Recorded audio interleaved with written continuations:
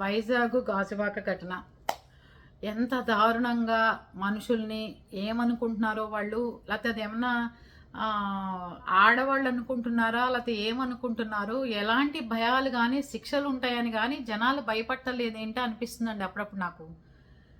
అదే మొన్నే వైష్ణవి జరిగింది, అంత దారుణంగా ఇంట్లోనే తల్లిదండ్రులు ఉండంగానే చంపేశాడని మనం చెప్పుకునే లోపలే ఈ గాజువాకలో ఈ అమ్మాయి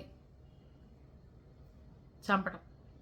వాడు ఆల్రెడీ కత్తులు చాకులు ఆన్లైన్లో కొనుక్కుని ఇంట్లో రెడీగా పెట్టుకున్నాడు. ఆడపిల్లలకు కూడా చెప్పేది ఏంటి అంటేనమ్మా, మిమ్మల్ని అతను లాక్కొచ్చాడా, ఎత్తుకొచ్చాడా, లేకపోతే మిమ్మల్ని ఏదైనా పనికి పిలిపిస్తే బలవంతం చేసి చంపపోయాడా, ఇవన్నీ అన్నింటికంటే కూడా ఎవరిని నమ్మే రోజుల్లా లేవు. కట్టుకున్న మొగుడిని నమ్మలేవు, తండ్రిని నమ్మలేవు, అన్నదమ్ములు నమ్మలేవు, పక్కింటి వాళ్ళు నమ్మలేవు, ఎదురింటి వాళ్ళు నమ్మలేవు. నమ్మని రోజులు వచ్చిన టైంలో ఈ రకంగా డేటింగ్ యాప్లో పరిచయం అయ్యారని కొంతమంది చెప్తారు. ఎంతసేపు అతను చెప్పింది ఎలా నమ్ముతామండి? అర్థం కాని విషయం. ఇప్పుడు చచ్చిపోయిన అమ్మాయి లేదు, ఏం చెప్పింది, ఏమి వాళ్ళిద్దరి మధ్యలో జరిగిందో తెలియదు. వాడు ఎలా చెప్తాడు? నన్ను హెరాస్ చేసింది, డబ్బుల గురించి ఇబ్బంది పెట్టిందని ఎలా చెప్తాడు? ఒకటిది ఎలా పెట్టుకుంటాం? మనము చాలాసార్లు నేను మీకు చెప్పాను, 60 ఏళ్ళ ఆవిడ ఏదో ఊరండి అది, చనిపోతే ఆవిడికి వచ్చిన దొంగకు కూడా ఏదో రిలేషన్ అంటగట్టారు. 65 ఏళ్ళు పైన ఉన్నాయి ఆవిడకి. ఆవిడ్ని వాళ్ళ హస్బెండ్ని చంపేస్తే. అంటే నేననేది, వచ్చిన వాడు చచ్చిపోయిన అమ్మాయి కూడా రెండో వైపున లేకుండా ఈ ఆడపిల్లకి ఎప్పటి నుంచో డేటింగ్ యాప్లలో పరిచయాలు ఉన్నాయి, అందుకే ఆన్లైన్లో పరిచయాలు, లేకపోతే ఇతని దగ్గరికి వచ్చింది, ఐడి కార్డు లాక్కెళ్ళింది, నన్ను డబ్బుల కోసం డిమాండ్ చేస్తుంది అని ఒక ఆడపిల్లని నువ్వు బ్లేమ్ చేస్తున్నాడు వాడు. ఆడపిల్లని బ్లేమ్ చేస్తున్నాడు వాడు.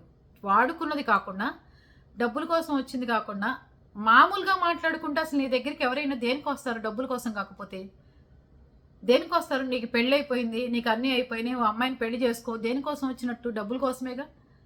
నువ్వు డబ్బులు ఇవ్వలేని వాడివి, చేయలేని వాడివి, నీకు సెకండ్ సెటప్లు ఎందుకు? నీకు సిగ్గుసరం ఉండాలి కా బతుక్కి. నేవీలో ఉద్యోగం చేస్తున్నాను, లేకపోతే ఇంకోటి చేస్తున్నాను, లేకపోతే ఇంకోటి, అతని బైకే 4 లక్షల రూపాయలు అంటున్నారు. మరి డబ్బు అంత కక్కుర్తి పడేవాడివి, నీకు అసలు అమ్మాయిలతో ఏం పని? అమ్మాయిల్ని మెయింటైన్ చేయాలంటే డబ్బు ఉన్నవాడు అయితేనే అవుతుంది, లేని వాళ్ళు ఎవరు అమ్మాయిలు రారు. నేను చెప్తున్నాను కదా, అమ్మాయిలు ఇలాగే ఉన్నారు.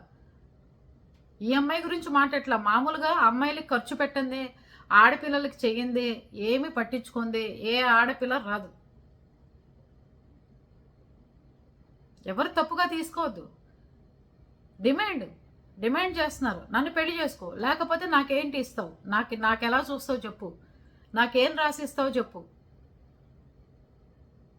ఇదే కదా మనం చూస్తున్నాం అంతా. ఎంత దారుణంగా అంటే, అమ్మాయి నచ్చకపోతే నువ్వు కూడా వెళ్ళిపోయి, నాతో పాటు ఇన్నాళ్ళ మట్టి ఉంది, నేను అమ్మాయితో పాటు ఉన్నాను, సరిపోయింది, అంతేగాని అని చెప్పి ఒక పోలీస్ కంప్లైంట్లు ఇద్దరు ఇచ్చుకుంటూ అయిపోయేది. వదిలేయండి దయచేసి, ఆడపిల్లల్ని వదిలిపెట్టండి. వాళ్ళ శరీరాలు వాడుకుని, వాళ్ళని వాడుకుని, వాళ్ళ జీవితాలు నాశనం చేసి అన్నీ చేసేది కాకుండా, మళ్ళీ పైపెచ్చు వాళ్ళ మీద నిందలు వేసి, చచ్చిపోయిన శవాల మీద నిందలు వేసి, దానికి తోడు మళ్ళీ ఎదురు ఏం చేస్తున్నారు? మెడకాయలు తీసేసి, కాళ్ళు తీసేసి, ఫ్రిడ్జ్లోనేమో ముండం పెట్టి, కాళ్ళు విడిగా సూట్ కేసులో పెట్టి, తలకాయ తీసుకెళ్ళి చేతులు తలకాయ కాల్చి, ఎంత దారుణంగా చంపుతారండి, ఎంత దారుణంగా చంపుతున్నారనండి. అసలు చెట్టుకు పూసిన పువ్వు కొయ్యాలంటేనే బాధ కలుగుతుంది. అరే దానికి 4 రోజులు ఉంటుంది పాపం చెట్టుకి, మనం ఇవాళ కోసేస్తే ఆ చెట్టు అందం పోతుంది అనిపిస్తుంటే, కాళ్ళు చేతులు మెడకాయ తీసి అవతల పడేస్తున్నారు. ఆడపిల్లలు కూడా ఎవరిని నమ్మాలో నమ్మండి అమ్మా. ఎక్కడికి పోతున్నారో ఇంట్లో చెప్పిపోండి. మీ స్వతంత్రాలు వచ్చేసిన తర్వాత ఎక్కడికి పోతున్నారు, ఎక్కడ ఉంటున్నారు, ఏం చేస్తున్నారు అనేది ఎక్కువైపోయింది. అందరు ఫోన్లు మాయమైపోయి 2000 రూపాయల ఫోన్లు ఉంటే, లేకపోతే ల్యాండ్ ఫోన్లు ఉంటే ప్రపంచం అంతా బాగుపడుతుంది అంతే. ఇంకా అప్పటిదాకా లేకపోతే ఇట్లా నాశనం అవుతూనే ఉంటుంది. ఆడపిల్లల్ని ఎక్కడా బతకనివ్వట్లా, పెళ్ళైన పిల్లల్ని బతకనివ్వట్లా, పెళ్లి కాని వాళ్ళని బతకట్లా, ఉద్యోగం చేసుకుందామంటే బతకనివ్వట్లా. ఇంత దారుణంగా ఇన్నేళ్ళు పరిచయం మాకు, నా ఐడి కార్డులు రాకుంది, నన్ను ఇంకా డిమాండ్ చేస్తుంది, పెద్దగా అరుస్తుంటే పక్క వాళ్ళకి వినిపిస్తుందని చెప్పి గొంతు పిసికాను. పిసికిన తర్వాత చచ్చిపోయిన తర్వాత ఇంకా దాన్ని ఏం చేయాలి అని చెప్పి నరికేశాను. ఫ్రెండ్కి తెలియపరచడం, మళ్ళీ అక్కడి నుంచి అతని భార్యకి తెలియపరచడం. అరే ఇంట్లో పసిపిల్లాడిని పెట్టుకున్నాం, భార్య లేనిది, ఆ భార్య పరిస్థితి ఏంటి, దాన్ని చూసుకునే వాళ్ళు ఎవరు? నన్ను నమ్ముకుని వచ్చింది, ఉసే నీ మొగుడు ఇలా చేసేట, ఆడపిల్లని చంపాడని ఆ అమ్మాయికి ఎంతమంది ఇచ్చేస్తాడు. ఇంకా నయం, ఆ అమ్మాయి కూడా చూస్తుందని ఆ అమ్మాయి లేదు కాబట్టి సరిపోయింది, తప్పించుకోగలిగింది మహా ఇల్లాలు. లేకపోతే ఏం చేసేవాడు రేపొద్దున? డేటింగ్ యాపుల్లోకి పోమాకండమ్మా. ఆడపిల్లలు నమ్మి ఒక్కడే ఉన్నాడన్న రూముల్లోకి వెళ్తే వాళ్ళు ఎలా ప్రవర్తిస్తారు ఏంటి? మాయమాటలు చెప్పొచ్చు. నువ్వు అందగత్తివి, నువ్వు గొప్పదానివి, నువ్వు లేనిదే నాకు జీవితం లేదు, నువ్వు చూడంగానే నేను నీకు కనపడుతున్నాను, రాత్రిపూట పడుకున్నా నువ్వే, కూర్చున్నా నువ్వే కనిపిస్తున్నావు. ఎవరు కనిపించరు. అదంతా వ్యామోహాలు అంతే. తర్వాత తర్వాత మనసులు మెంటాలిటీలు తెలిసిన దగ్గర నుంచి అర్థమైన తర్వాత పోట్లాట్లు, తగాదాలు, డిస్కషన్లు. అక్కడి నుంచి అతను మంచివాడు కాదు, మనతో గొడవ పెట్టుకుంటున్నాడు, పోట్లాడుతున్నాడు, మన అనవసరంగా విసుక్కుంటున్నాడు, మన మీద పెత్తనం చేస్తున్నాడు అన్నప్పుడు ఆడపిల్లలు అక్కడి నుంచి సైలెంట్గా చాలా నేకతనంతో తప్పించుకుని బయటికి వెళ్ళిపోయే పరిస్థితి తేవాలి.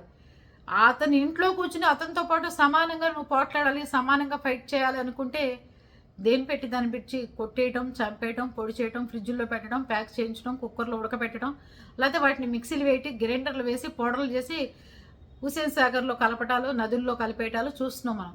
ఆడపిల్లలు కూడా తెలివిగా ఉండండి. వాళ్ళ ఇళ్ళకి వెళ్ళినప్పుడు డిస్కషన్లు పెట్టుకోవద్దు, హోటల్ రూముల్లో ఉన్నప్పుడు అసలు పెట్టుకోమాకండి. ఎక్కడైనా కానీ మీకు అతను కరెక్ట్ కాదు అన్నప్పుడు మార్చాలన్నా కూడా ఆ మనుషులు మారరు అన్నప్పుడు ఒక్కసారి దూరం చేసేసుకోవాలి తప్ప ఆ మనుషులకు దగ్గర అవ్వాలని ప్రయత్నాలు చేయమాకండి.